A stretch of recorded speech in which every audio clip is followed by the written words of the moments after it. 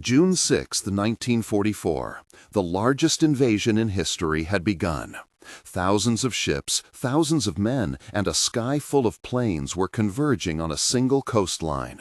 Waves crashed, metal groaned, rifles spit, and the air smelled of salt, cordite, and burning oil. On the beaches of Normandy, men were dying before breakfast, while far to the east, the center of German power was waking in fragments. The sea was a rolling sheet of gray dotted with landing craft. Men coughed on sea spray and smoke. Shells threw up geysers of sand and foam. Planes screamed overhead, and parachutes opened like pale flowers in a storm of tracer and shrapnel. A soldier shouted, a chaplain whispered, a tank starter coughed and stalled on a beach full of mud and blood. Reports were thin and ringing through field telephones. Landings at Omaha, Utah, Gold, Juneau soared. Radio operators repeated numbers that felt both specific and impossibly small against the scale of what was happening. Somewhere inland, paratroopers braced against hedgerows, and the smell of fresh earth mingled with the acrid smoke of burning warehouses. Back in the German command, the contrast was blunt. The bunker rooms at the Führer headquarters were cool, the map table softly lit, clocks ticking. Officers were receiving frantic calls and reading dispatches. The commander-in-chief was not at his desk. Reports poured in, telephones clattered, and runners arrived with pale faces. There was one major problem. Adolf Hitler was asleep. Field Marshal Erwin Rommel had warned of invasion and had begged for mobile reserves near the coast. General Gerd von Rundstedt had demanded clarity. Now, with the invasion unfolding, those warnings met a man who preferred decisive control, but also preferred to be consulted before decisive moves were made.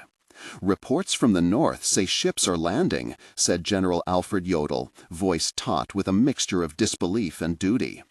"Aircraft are bombing coastal defenses," answered Field Marshal Wilhelm Keitel, fingers tapping the map. "Panzer Group West reports are delayed," said General Leo Geyer von Schweppenberg, eyes on the clock. "Should I wake the Führer?" asked Major Hans Speidel, the aide. "Wake him," said Jodl, then paused and shook his head. "He will want to make this decision himself," Keitel replied. "If he is not convinced this is the main invasion, he will hold the armored divisions," Geyer said. "Then wake him now," Speidel insisted. 5 men, 5 urgent opinions, the map between them dull under their palms. Each voice was a different kind of alarm. A question hung in the room like the smell of burnt paper. Why had so much responsibility been concentrated in one presence?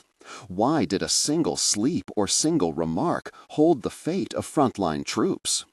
1 month later, historians would call this the moment when centralization met deception. But in those first hours, the officers argued, telephones rang, and the clock hands moved in a way that felt like a drumbeat toward a decision that had already been delayed. Pause for a moment. If you were the officer in that underground room, would you have roused the leader immediately or tried to act on your own authority? Write your answer starting with "I would have," and then one sentence explaining why. Your response helps us understand how people think about command and responsibility. It also shapes future videos where we break down choices by rank and consequence. Now back to the story. Hitler had long kept decision channels tight. His habit of centralizing command meant that field commanders could not commit major armored reserves without his explicit approval. For months before D-Day, he had been briefed on the rising Allied threat and on the Atlantic Wall, the concrete and steel defenses lining the French coast. Rommel had pushed for panzers positioned close to the beaches where they could halt a landing before it spread inland. Rundstedt had argued for mobile reserves that could respond quickly. Hitler, a leader who believed in both surprise and staged orchestration, had insisted that armored reserves be under his control to prevent premature counterattacks. That insistence made sense in a world where deception was possible and false alarms frequent. It also turned a crisis into a single signature. When Hitler was finally awoken, the bunker smelled faintly of coffee and cigar smoke. The map room was colder now, the lamp over the chart throwing long shadows. Voices rose and fell as officers clustered around the table. "The reports do not add up," Hitler said, rubbing his eyes. "This is not the real invasion," he added, in a tone that tried for dismissal and landed as conviction. "You will hold the armored divisions," he ordered. "They must be ready in reserve," Keitel replied. "But the beaches are under heavy attack," Jodl answered. "Delay can be fatal," Gear insisted. "You must authorize the release," Speidel said. "I will not move my panzers on a false report," Hitler snapped. "If this is a feint, we will destroy our forces," he said. "If it is the main attack and you move them now, the result could be catastrophic," he added. The exchange continued, 5 voices folding and refolding like a tense conversation in a closed room. Each sentence was a small test of authority and fear. The effect on the battlefield was immediate. Slow channels and the requirement for Hitler to authorize the deployment of Panzer Group West slowed the release of armored reinforcements by hours.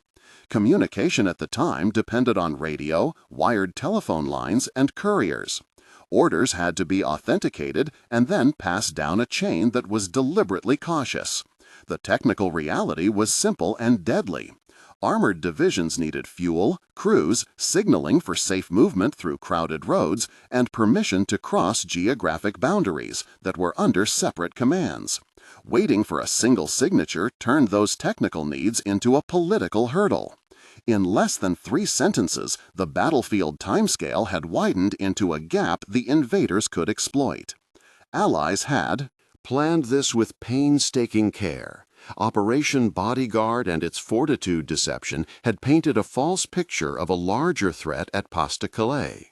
Inflatable tanks, phantom radio traffic, and double agents all added texture to a lie that looked like a truth from the German map rooms.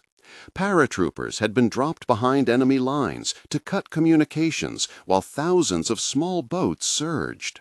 Weather reports were manipulated and the timing exploited. Their ruse was both tactical and psychological. Historian Antony Beevor would later describe it as an exercise in shaping belief as much as shaping battlefield positions. The German command, leaning on confirmation and central approval, misread the signs or refused to believe the scale until the beaches were already gained. On the beaches, men clawed forward amid smoke and the taste of salt and blood. A captain called for reinforcements. "Send the tanks," he shouted, voice hoarse, water slapping boot tops. A sergeant on the bluff answered. "We are waiting for orders from above," he said. "We cannot move without clearance," the captain said. "Then they will come when they can," the sergeant replied, voice breaking with resignation. Those small conversations echoed the conversations in command, where the same delay was now costing ground, time, and lives. Reinforcements that might have blunted the Allied spearhead were held back, tangled in protocol and deference. The immediate consequences were stark. Within hours, the Allies had secured beachheads and linked several lodgements, despite heavy losses. The absence of a rapid armored counterattack allowed engineers and artillery to land, establish firing positions, and push inland. Ships unloaded troops and supplies under the protection of naval gunfire. The German right of reply, built on mobile armored formations known as panzers, arrived piecemeal and late, fighting roads and bridges rather than the open armored duel that could have checked the landings. Casualty numbers mounted and the momentum shifted. Field reports cited thousands of Allied troops ashore, dozens of vessels engaged, and pockets of German units cut off or overwhelmed. 3 weeks later, the map had been redrawn in a way that even the highest rooms could not easily reverse.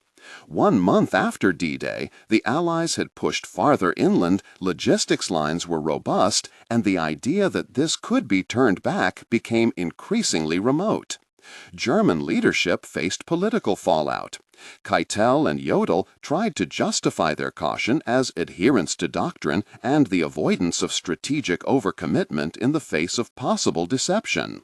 Rommel, wounded and distraught at the initial failure to counter immediately, blamed the centralization that made timely reaction impossible. Soldiers on the ground remembered men who stood and waited for permission as the beachheads grew into staging areas for a continent-wide campaign. 6 months later, the consequences were unmistakable. Allied armies were advancing through France, liberated towns cheered, and the German Western Front was under constant pressure. The decision to delay the release of armored reserves on that morning of June 6th had become a textbook study in the cost of centralized command and the power of strategic deception. Leaders had argued for caution and paid with territory and lives. The personality of a single leader, his habits and his certainties had altered the map of Europe. Lessons remained.